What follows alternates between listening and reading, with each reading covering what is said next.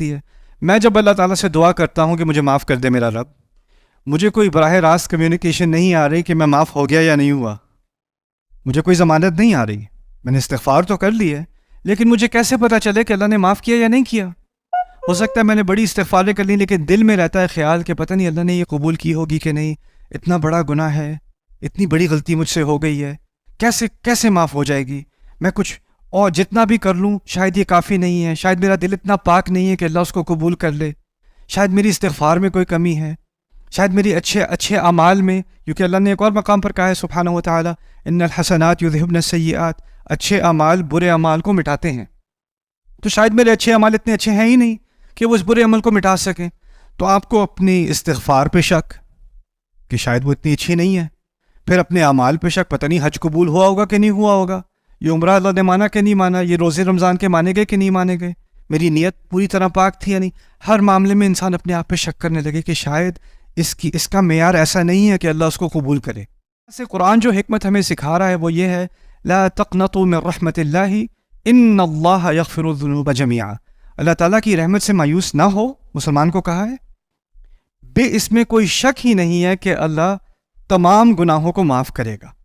اب یہاں جو چیز میں نے سیکھی وہ کیا ہے اور آپ نے سیکھی وہ کیا ہے کہ جب انسان صاف دل سے خلوص سے اس کو ندامت ہے، اس کو شرمندگی ہے اپنی غلطی پر، اور اس نے اللہ تعالیٰ کے سامنے اعتراف کیا اپنی غلطی کا اور توبہ کی ہے اور معافی مانگی ہے، تو اللہ اپنی طرف سے ضمانت دے رہے ہیں، گارنٹی دے رہے ہیں کہ اللہ نے اس میں کوئی شک ہونا ہی نہیں چاہیے کہ اللہ تعالیٰ نے معاف کر دیا. بلکہ یہ استغفار کرنا یہ اللہ تعالیٰ کی طرف سے ایک بہت بڑی دی ہوئی نعمت ہے. بہت سارے لوگ ایسے ہوتے ہیں، غلطی کرتے ہیں اور پھر بہانے بناتے ہیں، دیکھو میری غلطی نہیں تھی، میرے اوپر پریشر بہت تھا، میری غلطی نہیں تھی، دیکھو سوسائٹی ایسی ہو گئی ہے، میری غلطی نہیں تھی، حکومت نے یہ کیا تھا، میری غلطی نہیں تھی، میری فیملی خراب ہے، میرے پیرنٹس ایسے ہیں، میرا بھائی ایسا ہے، میرا وہ ایسا ہے، وہ ایسا ہے، سب کی غلطی ہے، میری نہیں ہے. لیکن اگر انسان میں اتنی صلاحیت ہو کہ غلطی کرنے کے بعد اس میں اتنی عقل ہو کہ سارے بہانے ڈھونڈے بغیر، اور یہ اللہ تعالیٰ کی طرف سے دیا ہوا بہت بڑا تحفہ ہے انسان کو کہ وہ بہانوں کو سب کو چھوڑ کے، ان کو اگنور کر کے اپنی غلطی کا اللہ تعالیٰ کے سامنے اعتراف کر لے اور کہہ دے یا رب میں نے اپنے اوپر ظلم کیا، مجھے معاف کر دے. اور جس کو یہ نعمت مل جائے کہ وہ بہانوں کے پیچھے نہ بھاگے، بل الانسان علی نفسہ بصیرہ ولو القى معاذیرہ. سورۃ القیامہ میں اللہ تعالیٰ فرماتے ہیں کہ انسان کو اپنے اوپر بہت پوری نظر ہے. میں جو اپنے آپ کو دیکھتا ہوں نا کوئی اور نہیں دیکھ سکتا. جیسے آپ اپنے آپ کو دیکھ سکتے ہو کسی اور کو نظر نہیں آ رہے. آپ کے قریبی ترین لوگ بھی آپ کو اس طرح نہیں دیکھ سکتے جیسے آپ اپنے آپ کو دیکھ سکتے ہو. اور پھر بھی اللہ تعالیٰ بولا وہ القى معاذیرہ، حالانکہ وہ جتنی بھی بہانے بناتا رہے، بہانے پھینکتا رہے. ہوتا یہ ہے کہ آپ کو آئینے میں آپ نظر آ رہے ہو، لیکن وہ آئینے میں بھی آپ جھوٹ بولنا شروع کر دیتے ہو. تو یہ چیز اللہ تعالیٰ کی طرف سے بہت بڑی نعمت ہے.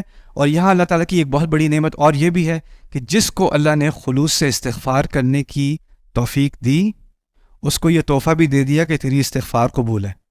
اس میں شک کرنے کی ضرورت اب نہیں ہے.